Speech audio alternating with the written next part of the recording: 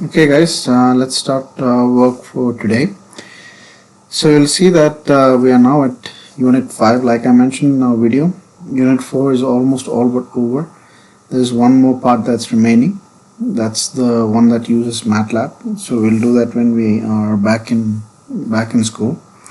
But now we are in unit 5, which is control system design using compensators. So that is the part where we have to learn. Now before we go directly into compensators, which is the design of control systems, which is part of the design of control systems, we need to do a bit of a background study. And that background study starts in chapter 7 of your textbook, which is called steady state errors. Right, so this is the chapter where we're going to start. There are quite a few chapters that are involved in this last module. So the first of this is chapter 7.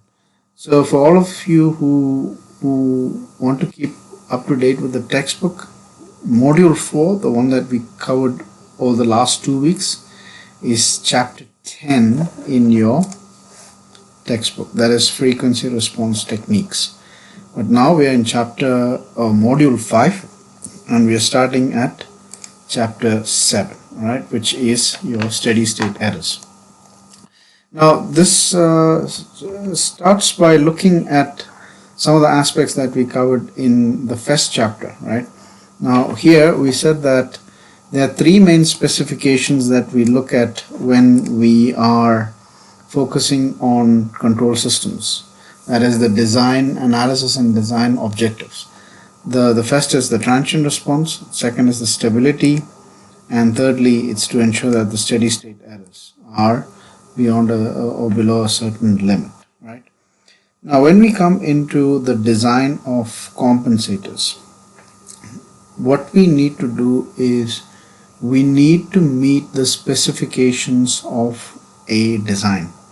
So they might say that the steady state error should be less than a certain percentage or should be less than a certain value, or they can say that the transient response, let's say specifically when you talk about the transient response, you're talking about something like the percentage overshoot.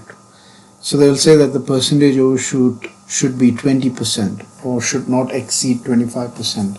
So these are some of the parameters that we need to get right when we are doing this work, right? So in this chapter we're going to start by looking at what is steady state error, how do you measure the steady state error, and what conclusions can you derive from the location of the poles and the steady state error of a system. So firstly we go to the definition of test inputs. Now we learned that there are at least 6 test inputs. We are focusing on these 3, that is step, ramp and parabola, because these are the 3 that were used for determining the steady state errors. If you go back and have a look at your chapter 1, we did discuss that. Now a step input, its physical interpretation is that it's a constant position. As you can see from this graph, it's constant position. The Laplace is 1 by s. The ramp input defines constant velocity and it is 1 by s squared. And the parabolic input, you can see here, it is a constant acceleration, and the Laplace transform is 1 by s cubed in this case, right? So what we're going to do is we're going to try and see how we can find or evaluate the steady state errors for a system. Now steady state error, if you can have a look here, this is the steady state error for a step input. So here's the input, you can see output number 1 and output number 2.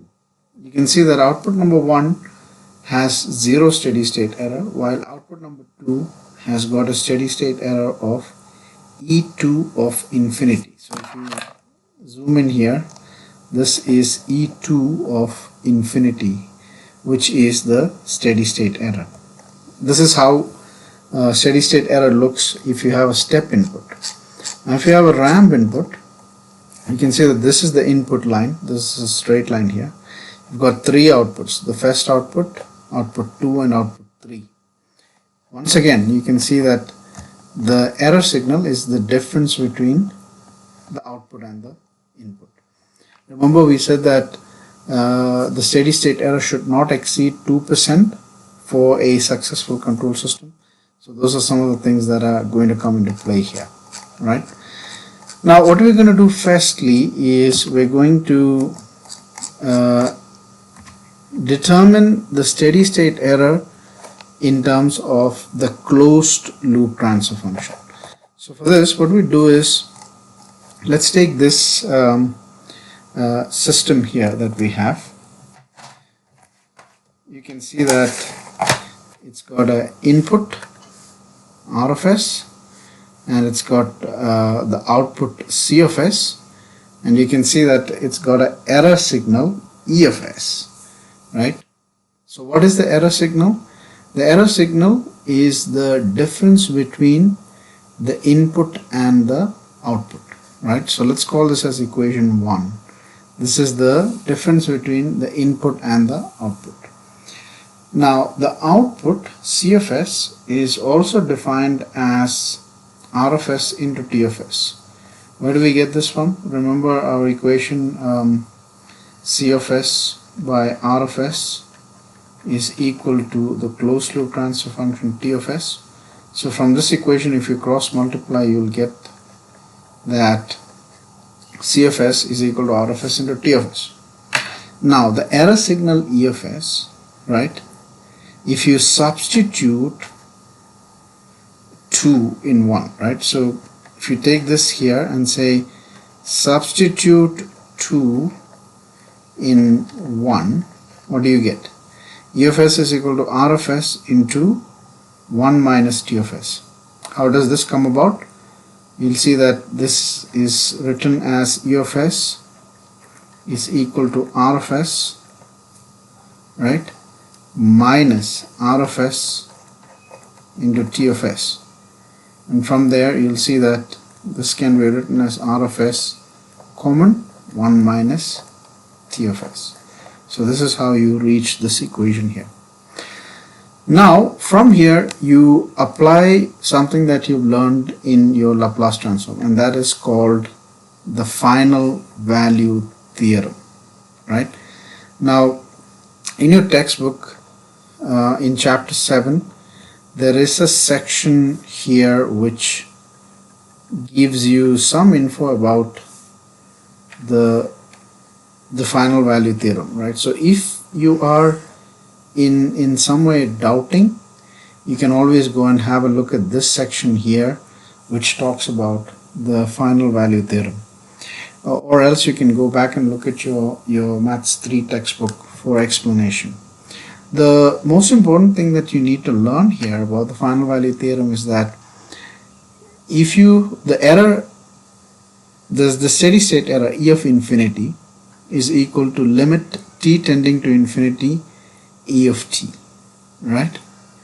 Now if you express this in terms of the error signal E of S in Laplace, the steady state error is equal to limit s tending to 0 s into E of S. So this is all that matters here.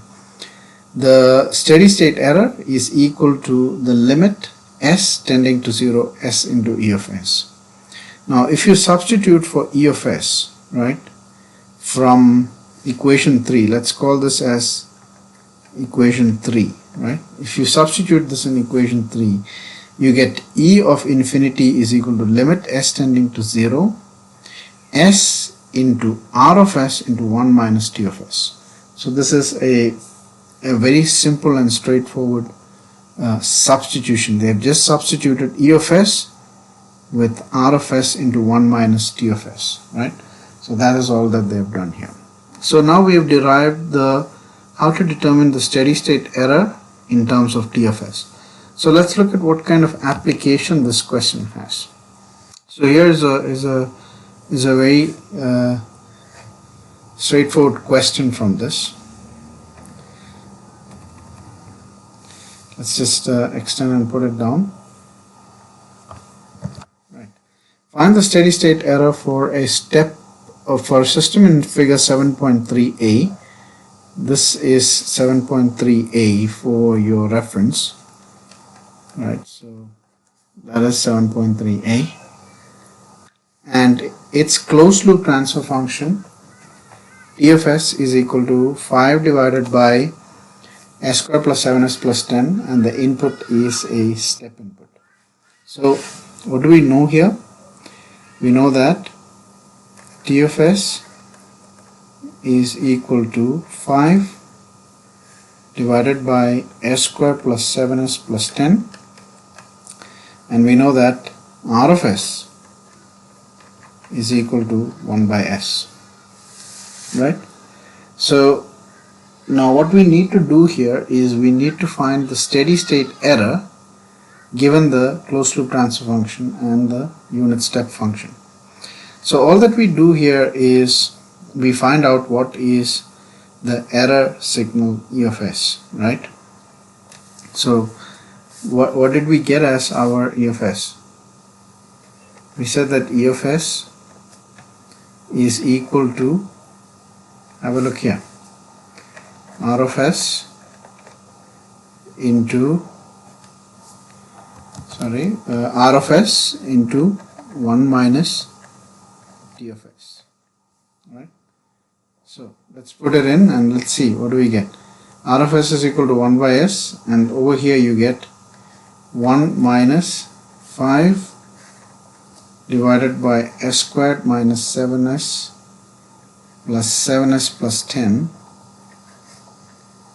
So now if you cross multiply, you will get this as s squared plus 7s plus 10 minus 5 divided by s squared plus 7s plus 10, and outside the bracket you have 1 by s. So this is your E of s. Okay. Now by applying the final value theorem, right? So applying the final value theorem, FVT as we call it, FVT says that E of infinity is equal to limit s tending to 0 s into E of s. So now this becomes limit s tending to 0 s into s square plus 7s plus 10, 7s plus, this should be plus 5 here, my apologies, because it will be 10 minus 5, which will be plus 5, my apologies there, plus 5 divided by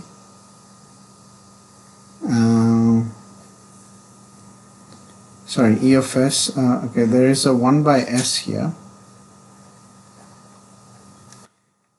s square plus 7s plus 10. The 1 by s is from the E of s over here, right? So I just forgot to put it. And the limit s tending to E of s is the formula. So you can see that directly here what happens is that s and s will cancel out. You will have s square plus 7s plus 5 divided by s square plus 7s plus 10. Now if you apply your limit s tending to 0 here, what do you get? So which means that all the terms with s will be a 0. So if you have a look here,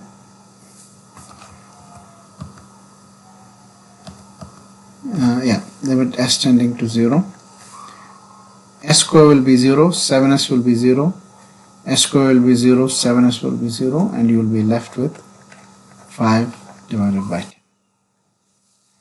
Right? So this is your error, which is equal to half. So in this case the error is 0,5. Now we said that a successful system should have error less than 2%, which is 0.05. This means that this is a very high value of error, right? Now what I want you to try is, let's see if there is a solution or system that we can try here. In fact, let's give out a simple problem here. Let us say that the closed loop value, so this is the self-assessment that we're going to try, right? So the self-assessment right at the end. Let's say that T of S is equal to S square plus 6S plus 8, right? Let me just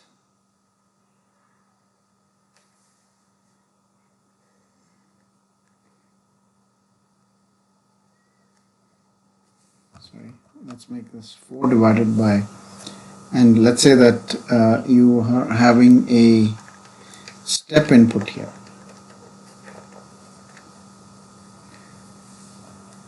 Let's make this 5. Let's make this 5 divided by step input. Now determine what is E of infinity, or E of infinity. What is the step input here? So for self-assessment, take T of S is equal to 5 divided by S square plus 6S plus 8, and R of S is equal to step input. Now determine what is E of infinity. So give this a try, and let's see what do we get.